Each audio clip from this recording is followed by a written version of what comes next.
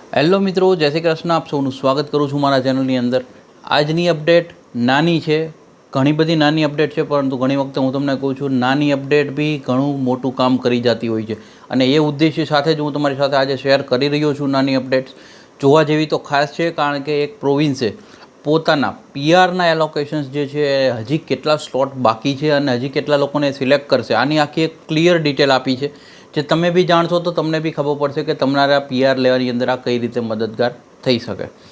એ પહેલાં આપણે આગળ વધીએ તો મારો એક ખાસ મેસેજ તમને લોકોને કહેવા માગું છું. તમે વડીલો કહેવાઓ, ઉપર જે નંબર રિફ્લેક્ટ થઈ રહ્યો છે એ બાળકોને હવે એડમિશન્સ લેવાનું છે, એટલે કે જેણે બેચલર પૂરું કર્યું છે, માસ્ટર માટે ભણવા જવાનું છે, અથવા તો જેમણે 12th પૂરું કર્યું છે, બહાર ભણવા જવું છે, એના માટે જેમણે ગાઈડન્સ લેવું છે. એટલે કે જે બાળકો વિદ્યાર્થીઓએ જે 12માની એક્ઝામ આપી, જેમણે કોલેજની એક્ઝામ આવી અને કેરિયર સેટ કરવાનું છે, કેરિયરના કાઉન્સેલિંગ માટેનો નંબર છે, એ લોકો એના પર કોન્ટેક્ટ કરવાનો છે. નોર્મલી થઈ એવું રહ્યું છે કે એડમિશન ટીમમાં નંબરની અંદર કોલ જઈ રહ્યા છે, બીજા બધા લોકો બી કોલ કરી રહ્યા છે. તમારે કોલ નથી કરવાના, કારણ કે તમે જે કોલ કરી રહ્યા છો એને કારણે થાય છે એવું કે કોલનો લોડ એટલો બધો વધી જાય છે કે જેને કારણે બધા કોલ એટેન્ડ કરવા પોસિબલ નથી થઈ રહ્યા. કારણ કે એક વસ્તુ સમજો, આજે ખુદ તમે પોતે સમજાવો, તમારા ફોનની અંદર સવારથી ચાલુ કરો અને સાંજ સુધી ક્યારેક 230 કોલ, ક્યારેક 190 કોલ, અમુક લોકો તો કન્ટિન્યુઅસલી કોલ કરે.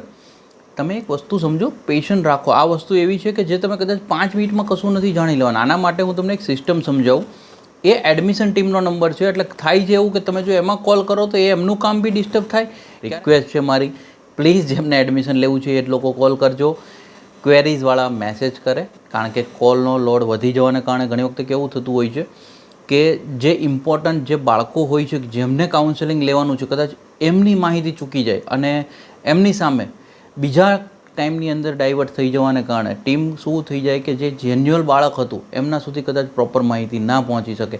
એટલા માટે દરેક વસ્તુને અમે લોકોએ બારફેગેટ કરી છે કે જેની અંદર તમારે ક્વેરી છે તો કોમેન્ટ કરો, વોટ્સઅપમાં મેસેજ કરો, અને જેમને લોકોને બી અબ્રોડનું કાઉન્સેલિંગ લેવું છે એ અપોઇન્ટમેન્ટ બુક કરીને મળવા જઈ શકો છો. વિડીયો તમારા માટે રિલીઝ કરવા માટે 8 થી 9 કલાકની મહેનત લાગી જતી હોય છે.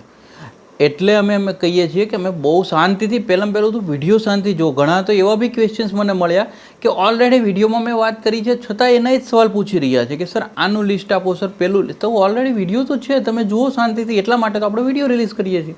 અને જે લોકોના બાળકો કેનેડામાં છે અથવા તો જેના મા બાપને પૂછવું છે, એ લોકોએ કોમેન્ટ કરવાની છે. કદાચ તમને કોમેન્ટ ના ફાવતી હોય તો તમે જે ઉપર નંબર રિફ્લેક્ટ થઈ રહ્યો છે ત્યાં તમારું નામ, તમારો કોન્ટેક્ટ નંબર અને તમારે શું ક્વેરી છે એનો સવાલ લખીને, તમે ભલે ગુજરાતીમાં લખો, હિન્દીમાં લખો, ઇંગ્લિશમાં લખો, તમારે વોટ્સઅપ મેસેજ કરવાનો છે. તમને સોલ્યુશન આપવા માટે સામેથી ગાઈડન્સ મળી રહેશે.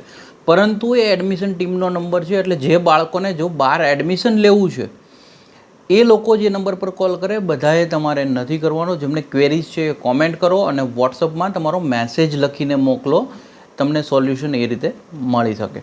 હવે આપણે મેઇન ટૉપિક પર આગળ જઈએ કે જે કેનેડાના એક પ્રોવિન્સની મેં વાત કરી, એમણે એમના નંબર ઓફ જે કેટલી એપ્લિકેશન હજી પેન્ડિંગ છે અને કેટલા એપ્લિકેશન્સ લેવાના છે, એમાં હું તમને કહી દઉં, લેટર ઓફ સપોર્ટ જેમની પાસે હશે આમને પ્રાયોરિટી આપશે. ગ્રેજ્યુએટ યુકોન યુનિવર્સિટીમાંથી હશે એ લોકોને પ્રાયોરિટી આપશે, અને ફ્રેન્ચ સ્પીકિંગવાળાને ઇન્ડિવિજ્યુઅલી પ્રાયોરિટી આપશે. અને જે લોકો છેલ્લા 1 વર્ષથી યુકોન ટેરેટરીમાં રહેતા હશે એ લોકોને બી પ્રાયોરિટી આની અંદર મળશે. આની અંદર ટોટલ 215 એપ્લિકેશન્સ હજી પેન્ડિંગ છે, જેમાં ઇન્વિટેશન ટુ એપ્લાય સેન્ડ થઈ ગયા છે 152વાળા. કેરી ઓવર જે એપ્લિકેશન થઈ છે 2024ની એવી 55 એપ્લિકેશન, અને રિમેનિંગ સ્લોટ 8. એટલે ટોટલ જો કદાચ કરો તો 215 સ્લોટની ઇન્ફોર્મેશન યુકોન ટેરેટરીએ આપી છે. યુકોન ટેરેટરી ગવર્મેન્ટ તરફથી આ એક અપડેટ આવી છે.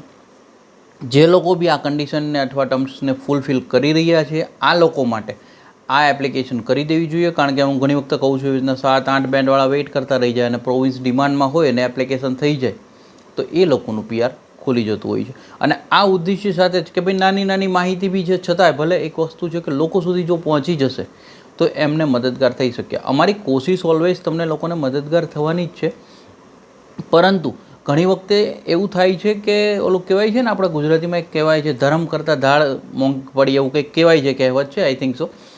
તો આ એના જેવું થઈ રહ્યું છે કે ઓલરેડી અમે બી બાળકોને મદદગાર થવાની કોશિશ કરતા રહીએ છીએ, પરંતુ સમહાવ મેં તમને કીધું એવી રીતના ઘણી વખતે ખાલી સિચ્યુએશનને તમે ખાલી ફીલ કરો. એક દિવસની અંદર તમારા ફોનની અંદર 200 કોલ આવતો હોય તો તમે બધાનો જવાબ તો નથી આપી શકવાના ને, સમય લાગે તમે, તો બી અમે કોશિશ કરતા રહીએ છીએ. પ્લસ જેમનું જે કામ જ નથી, પેલું કહેવાય છે ને કે જમવાનું પૂછવું હોય તો મમ્મી શું બનાવ્યું, મમ્મીનું કામ છે એટલે આપણે મમ્મીને પૂછીએ છીએ.